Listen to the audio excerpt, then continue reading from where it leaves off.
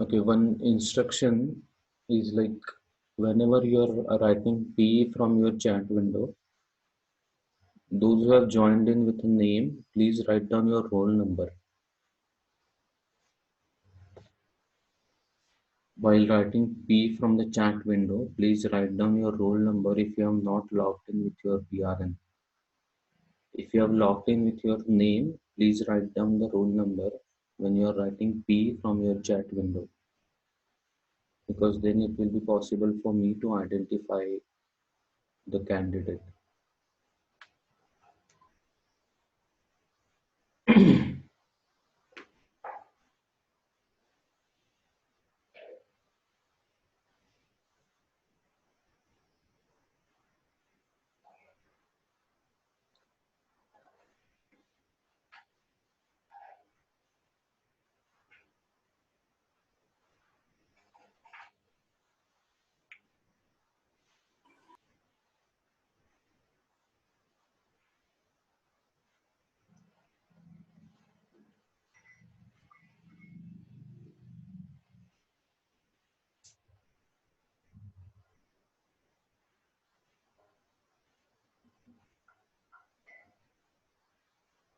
Okay, I think it's around 3:17. We should start. Uh,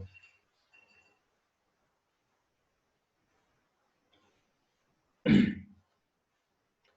others will join in. So the last lecture was a miss. There was some audio issues. So we'll start with whatever we left in the lecture before that. So we were discussing about IC 555 timer. In that we have seen that what are the different central components of IC 555 timer. You can see here in this diagram also there are two comparators, that means two op-amp ICs we have used. One SR flip-flop. This SR flip-flop, I guess you have learned it when you learned about digital electronics in the last semester. And a transistor which is connected to pin number 7, which is used for discharge. Now we learned about the basics about IC 555 in the last lecture, that how exactly the working is. Now we'll learn about the application of IC 555 timer. So one of the application is this, which is a stable multivibrator. You can see it is 555 timer as a stable multivibrator. Now we have seen that IC 555 timer is actually used to produce square waves that can be symmetrical or asymmetrical, and it is also used to generate sawtooth waveforms. So as far as this astable multivibrator is concerned, there are two quasi-stable states which are produced. Now what is quasi-stable is, they are temporarily stable. Quasi-stable signifies that they are stable for a very short duration of time, or they are temporarily stable. So what this 555 timer as a stable multivibrator is, it produces two astable states, that means astable or quasi-stable states. That means there will be two levels at the output, but those two levels are astable. Now we'll see how it is, but just first concentrate on the diagram, circuit diagram of astable multivibrator. Now the typical 555 timer IC circuit diagram, the only difference or the only change as far as a stable multivibrator is concerned is, you can see the trigger input of comparator 2 and the threshold input of comparator 1, they are connected together. This is the only change. And one more is, we have connected externally two resistors RA and RB with a capacitor, and the voltage across the capacitor is given to this threshold as well as trigger input. The How can you identify it's a stable multivibrator? Remember, this is the checking point. In a stable multivibrator, it is always the threshold and trigger connected together, and the voltage across the capacitor is given as an input as a threshold and a trigger. This is how you identify it's an unstable multivibrator. Okay, the other circuitry is same. The only thing is we have connected two external resistors and a capacitor. Now we'll see why we have connected this. Okay, as we move along. So first understand the central IC 555 timer circuit diagram is same. The only difference is we have connected threshold and trigger together. This is how you identify it's an unstable multivibrator circuit. Okay. Now we'll see the working. Now initially you assume that the voltage across the capacitor is zero. Okay, it's totally zero. I mean the voltage across the capacitor we are assuming to be zero. Now when we see that is voltage across the capacitor is zero, as I have told you that it is applied as a threshold and trigger together. So if you consider comparator 2, then you can see, remember we have already found out the values of the input uh, to the non-inverting terminal of comparator 2 as VCC by 3. We have found out with the help of voltage divider formula. I hope you remember that. Okay, so if you consider comparator 2, one of the inputs is trigger input, which is the voltage across the capacitor, and the other input is VCC by 3 that we have found out with the help of voltage divider formula. Now, initially we are assuming that VC or the trigger voltage is 0. So, the input applied to the inverting terminal is 0, while the input applied to the non-inverting terminal is VCC by 3, which is a positive voltage. Okay. So, if you compare these two, then logically, or it is evident that VCC by 3 is greater than V trigger, which means that the voltage at the non-inverting terminal is greater than the voltage at the inverting terminal, which sets VO2 to be plus Vsat. Now we know this terminology as the output of these comparators are applied as an input to SR flip-flops. And SR flip-flops being a digital device, they only know 1 or 0. They don't know about the analog inputs that are applied. Okay, so plus Vsat corresponds to logic high or 1. So whenever this condition is there, what we are doing is we are applying 1 to the,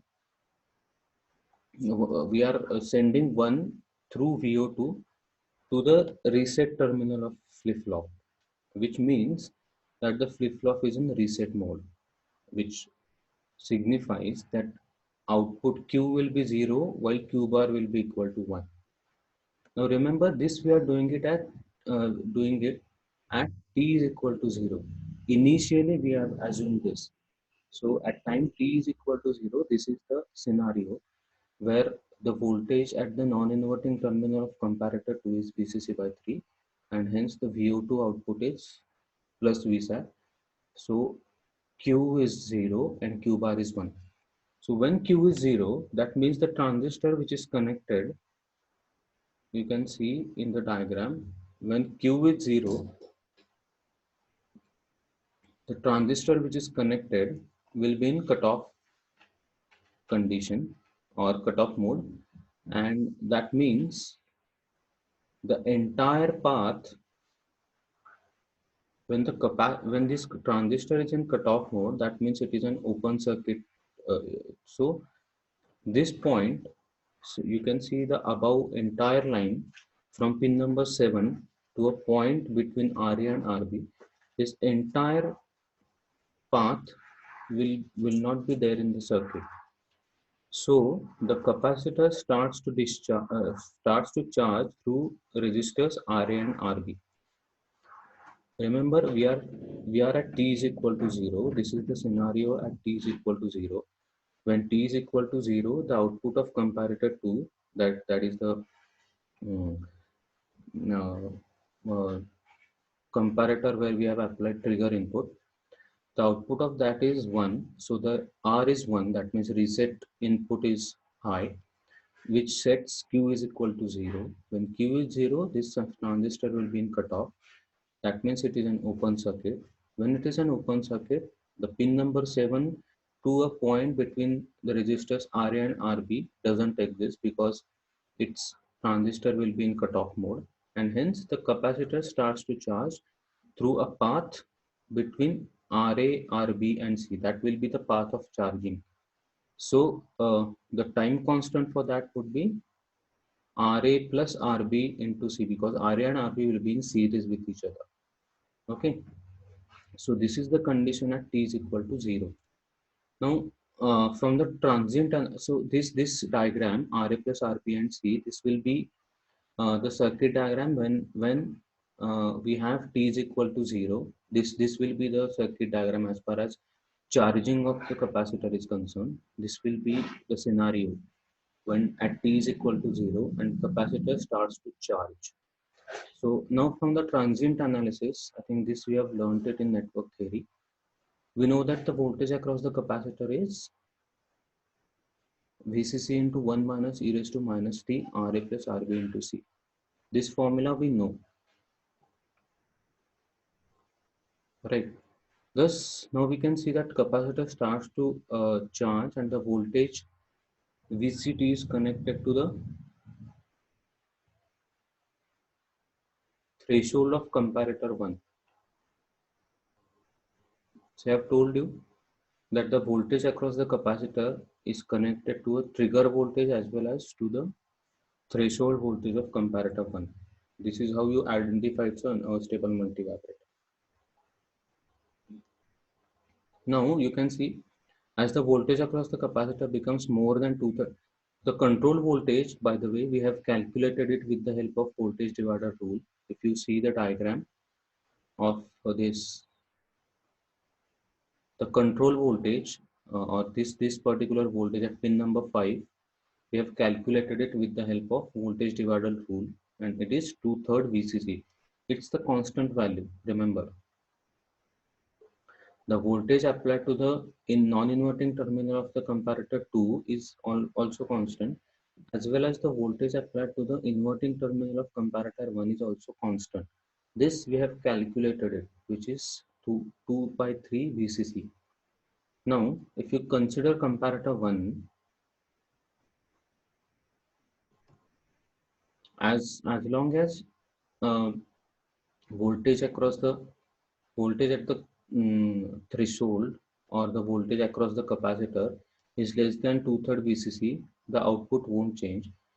Whenever the voltage across the capacitor reaches 2/3 VCC or it is just more than 2/3 VCC, what will happen is the voltage across the at the non-inverting terminal will be greater than the voltage across the inverting terminal.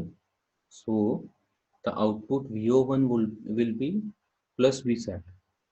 Remember, because we have applied threshold to the non-inverting terminal of comparator 1, and hence the output VO1 would be plus VSAT, which will send logic high to the set pin of SR flip-flop. That means when flip-flop is set, which gives output of flip-flop Q as 1. When Q is 1, transistor will be in saturation and it will be a short circuit. So now the short circuiting of the transistor would mean that capacitor will now start to discharge through the short circuited path. Remember, if you consider this particular circuit, whenever this transistor is in short circuit mode, then the capacitor will start to discharge through C, RB and the entire path through to the ground. So in the second scenario, we have a discharging of the capacitor through a resistor RB. Hence the discharging time constant would be RB into C. Remember the time constant, charging time constant was RA plus RB into C, because we had RA and RB in series along with the capacitor. But in the case of discharging, we only have RB. So the discharging time constant is RB into C. Thus, if you observe charging and discharging cycle of the capacitor, firstly, it started charging from 0 volt to 2/3 VCC. Now, when it goes beyond 2/3 VCC, then it will start to discharge from 2 VCC to 1/3 of VCC. Again, in the second, because whenever the voltage goes below 1/3 VCC, then it there won't be a faithful output. So in the second cycle, again it will start to charge from 1/3 VCC to 2/3 VCC, and discharging will be from 2/3 VCC to 1/3 VCC. So if you want to draw the waveform for this circuit, then you can see in the first cycle it started charging from this 0 volts. It went up to 2/3 VCC. Again, when it was discharging, it went from 2/3 VCC to 1/3 VCC, and again in from 1/3 VCC it went to 2/3 VCC. So this will continue, and as it continues, it will generate pulses at the output. You can see during the charging from 0 volts to 2/3 VCC, the Q bar output was 1. Whenever it was discharging, the Q bar output is 0. Or in other words, Q will be exactly the inversion of Q bar. So the Q output was 0 from 0 to when capacitor charged from 0 to 2/3 VCC.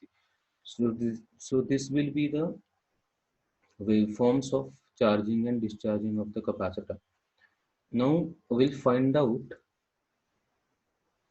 what is the on time of the waveform which is generated at the output, and which is the off time of the waveform which is generated. Now you can see I have mentioned here in this particular waveform, the T-on period I've just mentioned here.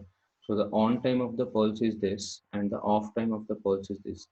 So the T off and T on we need to calculate so that we get the total time of the waveform which is at the output, and from that we can find out what is the frequency of the waveform which is generated at the output.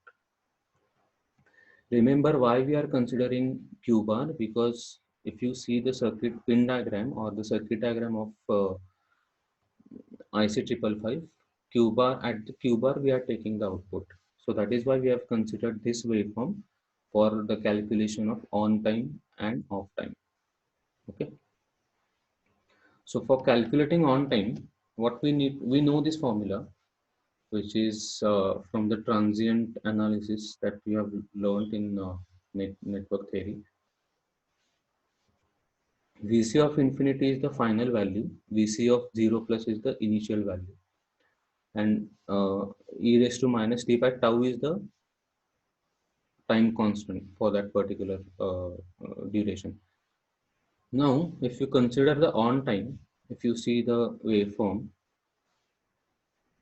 for the on time, the initial value is 1/3 VCC and the final value is 2/3 VCC. Sorry, the final value is plus VCC. Why? Because Vc of infinity, that means if you keep the capacitor set charging for infinite time, it will reach plus VCC. Remember, if you know the basics of capacitor, whenever a capacitor charges, it will charge to the full capacity of the supply that is applied to it. So the full capacity of the supply is plus VCC in our case, because it is the supply voltage which is applied. So whenever, that is why Vc of infinity is plus VCC, because if you keep on charging the capacitor, it will try to charge up to a value of plus VCC, and that is the reason why Vc of infinity is plus VCC. It is not 2/3 VCC. 2/3 VCC is the value of the capacitor voltage at time t is equal to t on. I know this is a bit difficult to understand, but just get the basics that whenever capacitor starts to charge, and if you keep the capacitor charging for infinite time, it will always try to reach to its maximum value. and that is the reason why VC of infinity is plus VCC. And when, as we have considered this particular waveform, you can see at t is equal to t on, the value of the capacitor VC of t is 2/3 of VCC. And now we know the values of VC of infinity, VC of 0, as well as VC of t at t is equal to t on. So yes, someone has raised the hand. You have any question?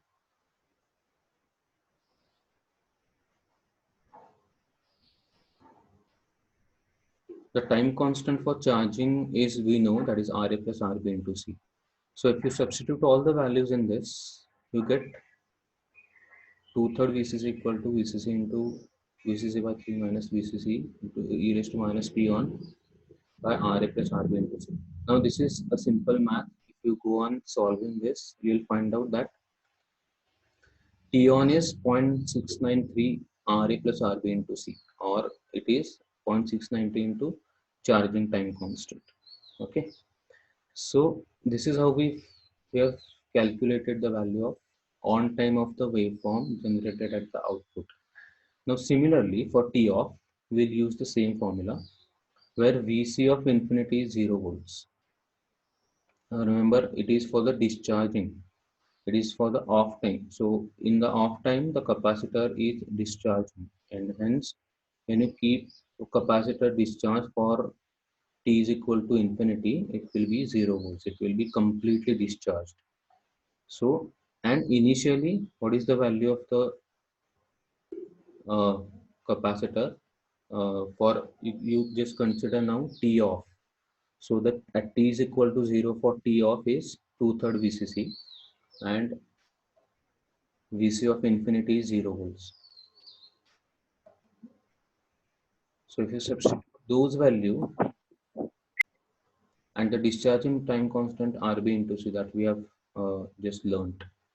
So if you substitute those values in this, you'll get that T off is 0.693 into discharging time constant. This is a simple math you can do. Taking the natural logs on both the sides, we can easily find out. Now total time period, how do we calculate? By addition of T on and T off. So it will be 0.69T 693 Ra plus 2 Rb into C. Similarly, for frequency, how do we calculate frequency? It's the reciprocal of the time period. So it will be 1.44 Ra plus 2 Rb into C.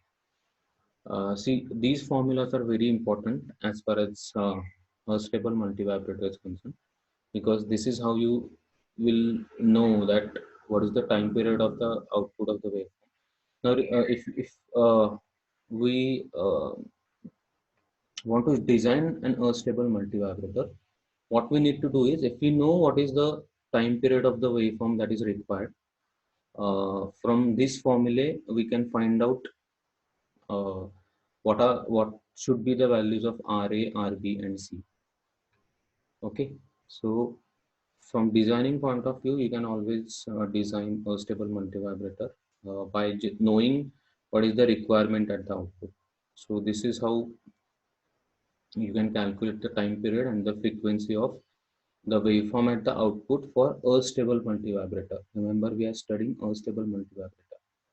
Now, what is duty cycle? It's T on by T.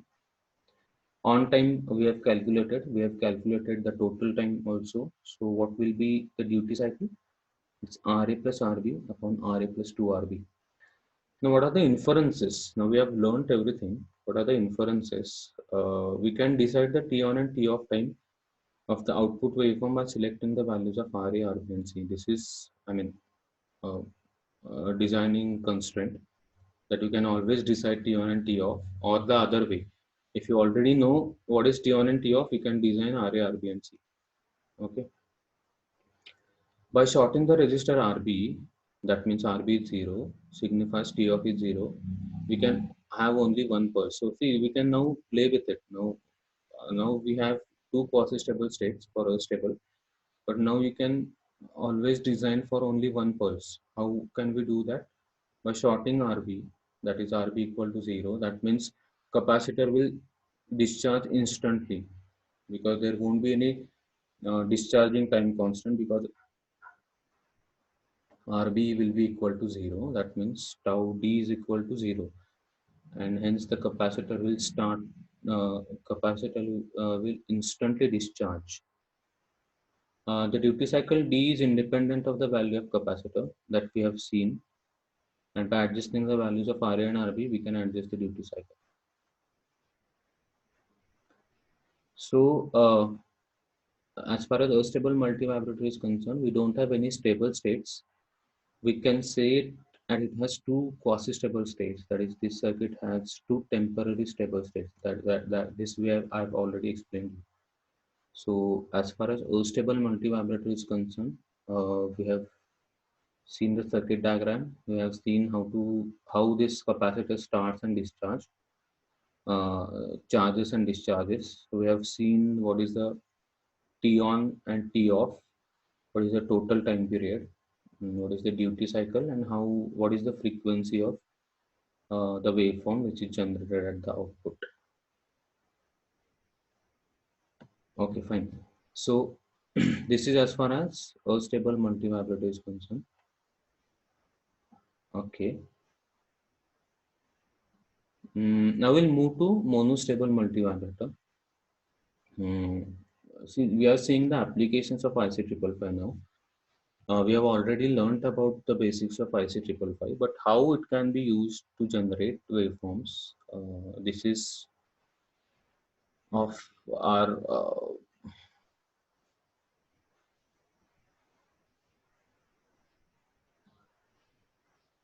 focus. So as IC555 as monostable multivibrator, now it's there in the name only, that monostable. It has only one stable state and one quasi-stable state. So monostable multivibrator has one quasi-stable state, that is, it produces a pulse at the output. The circuit diagram for this is this. You can see. Reduce. You can see the circuit diagram properly now. Now, I've told you that in case of astable multivibrator, we had connected threshold and trigger together. But here you can see it is not like this in case of monostable. And the another change is we only have one resistor, external resistor, which is connected. One capacitor is there. This was also there in astable multivibrator. And voltage across the capacitor is applied as the threshold to comparator to one of the inputs of comparator 1. So if you see the circuit diagrams of both stable and monostable, there is not much of a difference, but don't get confused in which point is connected where. Just remember that in a stable multivibrator, threshold and trigger are connected together, and the voltage across the capacitor is connected to that particular point. That's it. It was the case in case of a stable multivibrator, and the other scenario is this. And in case of monostable, we only have one resistor which is connected externally. Okay. Now, if you see the working, it is same as what we have learned for astable. Initially, with the help of reset pin. Now, in case of astable multivibrator, it was we have initially we assume that the voltage across the capacitor is 0.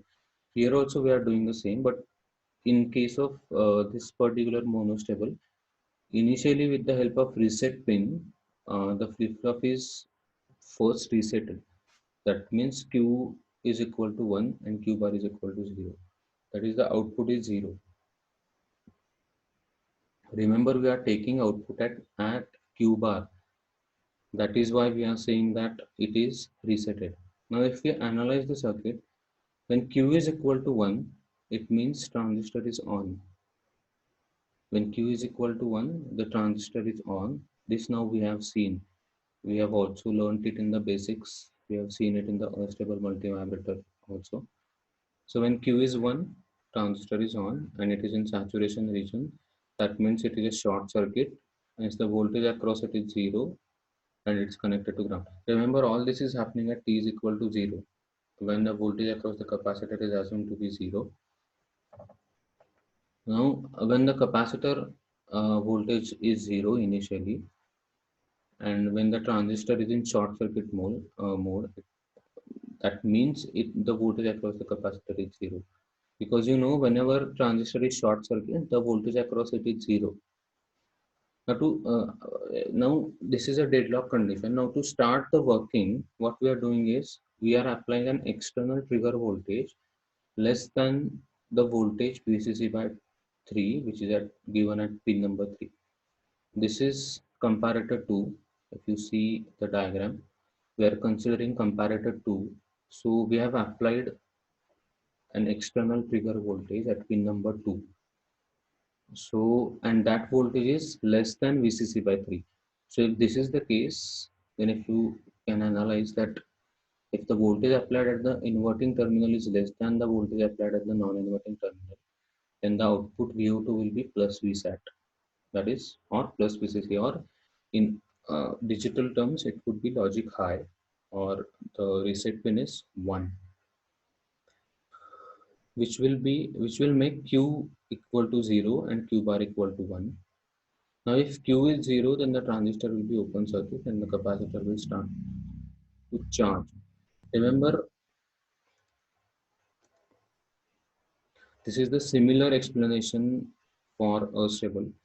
Now, when this transistor will be in cutoff region, you can see the path they will connected from pin number 7 to a point between resistor RA and C that will be totally not there because the transistor is in cutoff, or it is open circuit. So the capacitor will start to charge. I have shown the charging path. So the charging time constant is RA into C because this is the path through which capacitor starts to charge. Okay, so this is the condition when we apply a trigger voltage less than VCC by 3. It will set the circuit in working mode. So when this happens, the capacitor starts to charge. The charging time constant is RA into C. Now the capacitor will start to charge towards plus VCC. Remember, I've told you before that whenever the capacitor starts to charge, it will charge to its full capacity until and unless we applied some uh, logic uh, to what particular voltage the capacitor should charge. If this logic we don't apply, then it will charge to its full capacity. Now remember, capacitor always charge to the maximum voltage that is applied. See, I have given here. Now at t is equal to 0, Vc of 0 plus is 0 volts. As we let the capacitor charge at t is equal to infinity. So this I have told you. Now with the transient analysis, we can easily find out the formula, which is Vc of t is equal to Vcc into 1 minus e raised to minus t by tau, and tau is Ra into C. And we know capacitor will charge according to this equation. Now the question is, till what value capacitor charges? See, as I have told you that we can put a limit on till what particular voltage capacitor can charge. This we can do. The question is, till what value we allow the capacitor to charge. So if you see the comparator 1, the input, one of the inputs to the comparator, which is at the non-inverting terminal, is the threshold voltage, or the voltage across the capacitor itself is a threshold voltage, and the other input is 2/3 VCC. So whenever the capacitor charges to a value 2/3 VCC, or if it is just greater than 2/3 VCC, that means the voltage across the non-inverting terminal is greater than voltage across the inverting terminal, which means VO1 would be plus VCC. That means it is logic high, and set input is of the flip flop is high or 1. So in this particular case, Q will be 1, Q bar will be 0. When Q is 1, the transistor will be on. That means it is in the saturation region and it will be a short circuit. Now, because of the short circuit, the capacitor starts to discharge through that path. Now, as I've told you, if you see this comparator 1, when the capacitor, when the transistor is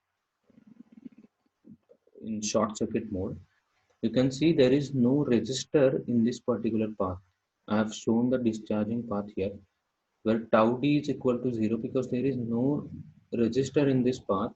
So this capacitor will discharge instantly from whatever value it has charged to 0. So that is the uniqueness about this monostable multivibrator. In the discharging path, there is no resistor, so the capacitor discharges instantly. So this is the waveform. You can see at t is equal to 0, it starts to charge. It goes up to 2/3 VCC, and after 2/3 VCC, immediately it goes down to 0. And we have Q bar output would be like this, while the Q will be the exact inversion of the Q bar. So these are the waveforms as far as monostable multivibrator is concerned. Now to calculate the time period of the pulse, what we can do is make use of the formula Vc of t is Vcc into 1 minus e raised to minus t by tau. Now at time Tp, we know what is the value of the voltage across the capacitor. You can see at time t is equal to Tp, the voltage across the capacitor is 2/3 Vcc, right? So if you substitute all those values in this, what we can get is this. And again, the time period of the pulse will be 0.693 Ra into C. Remember, Ra into C is the charging time constant. There is no discharging time constant as far as monostable multivibrator is concerned. And hence by adjusting the value of Ra and C, we can always change the time period of the pulse. So this is what about monostable multivibrator. I hope this is very easy if you understand the circuit diagram of IC555, because for astable and monostable, it is just that we have connected RA, RB in and C in case of astable, and RA and C in case of monostable multivibrator. So now please write down P from your end in the chat window. We'll have one more lecture after this.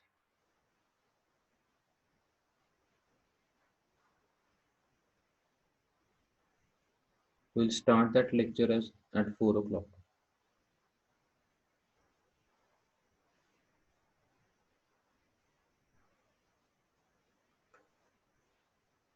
Thank you so much for your time. We'll have one more lecture at 4 o'clock. So I request all of you to please join in at 4 again.